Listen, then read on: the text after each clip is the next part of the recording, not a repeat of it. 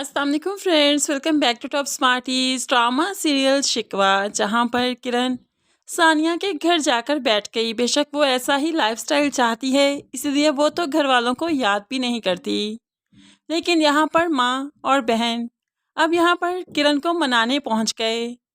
तो माँ कहने लगी चलो बेटा हमारे साथ चलो, लेकिन किरण की तो जूती को भी परवाह नहीं कि माँ क्या कह रही है। लेकिन ऐसे में सानिया के फोर्स करने पर ही किरण ने अपना इरादा बदला और माँ के साथ वापस आ गई। लेकिन वो आना नहीं चाहती थी, तभी तो यहाँ आकर भी वो अपने बाप से बात भी नहीं करती, अपने बाप से नाराज है।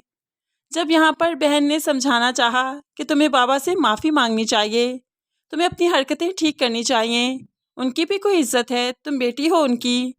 तो यहाँ पर किरण को और गुस्सा आ गया, ये बड़ों की इज्जत का तो कब तक हम लोग अपने गले में बांध कर घूमते फिरेंगे। बड़ों को भी तो चाहिए ना कि हमसे ठीक से बात करें, हमारी बात माने। जब मैंने कहा था मैं रिश्ता नहीं करना चाहती, तो क्यों रिश्ते वालों को बुलाया। अब यहाँ पर होप्सो माँ जो कि बातें सुन रही थी वो जाकर बता ही देगी कि तुम्हारा रिश्ता फाइनलाइज नहीं हुआ, बल्कि जब तुम नहीं आई तो तुम्हारी बड़ी बहन को ही यहाँ पर बिठाया क्या और उसका रिश्ता हो चुका है। तब जाकर किरण की जान में जान आएगी। दूसरी तरफ सानिया का आज बर्थडे है और फसी जब उससे मॉल में मिला था तो उसने बहाने ही बहाने से उसका फ़ोन नंबर भी ले लिया था और बर्थडे भी पूछ दिया था। तभी तो वो सानिया को बर्थडे वाले दिन ही बुके भेजता है और साथ बर्थडे कार्ड भी। सानिया तो देखकर हैरान रहेगी कि इसने मुझे ये सब कुछ कैसे भेज दिया। इतने में यहाँ पर कॉल भी आ जाती है फसी की, जो कि मोहब्बत की दुहाइयाँ देने लगा। जब से तुम्हें देखा है सिर्फ तुम्हारे बारे में सोचता हूँ, मैं तुमसे दोस्ती करना चाहता हूँ। अब यहाँ पर फसी की तो बहुत सी गर्लफ्रेंड्स हैं, वो चाहता है कि एक सानिया ही सही। सानिया तो इसके जाल में नहीं फंसेगी, लेकिन इसके जाल में किरण ज़रूर फंस जाएगी, क्योंकि वो तो चाहती ही दौलत वाला है। चाहे फिर गर्लफ्रेंड ही सही या फिर फ्लर्ट ही सही, लेकिन दौलत तो मिलती रहेगी ना, गिफ्ट्स तो मिलते रहेंगे, और यही तो चाहती है किरण। लेकिन सानिया को फसी की मोहब्बत भरी बातों से भी फ़र्क नहीं पड़ता, इसलिए तो कॉल काट दी, क्योंकि वो आजकल बहुत परेशान है। उसके पेरेंट्स सानिया को छोड़कर वो टूर के लिए चले गए। हम यहाँ पर जब बर्थडे था सानिया का तो बाप उसे फ़ोन करता है और कहने लगा तुम मलेशिया पहुँच गई क्या, तुम्हें टिकट्स दी थी ना तुम्हारी माँ ने। तो सानिया कहने लगी लेकिन टिकट्स तो मैंने उनके सामने ही फाड़ दी थी, मैं तो मलेशिया नहीं गई, मैं तो आज भी घर पर हूँ।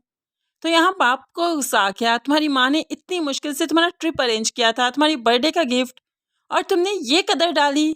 तुम तो मेरी नाक नीची करने पर लगी हो उसके सामने, क्या सोचेगी वो। अब बाप को सिर्फ ये फिक्र पड़ी है कि उसकी बीवी क्या सोचेगी, यानी कि सौतेली माँ क्या सोचेगी सानिया की।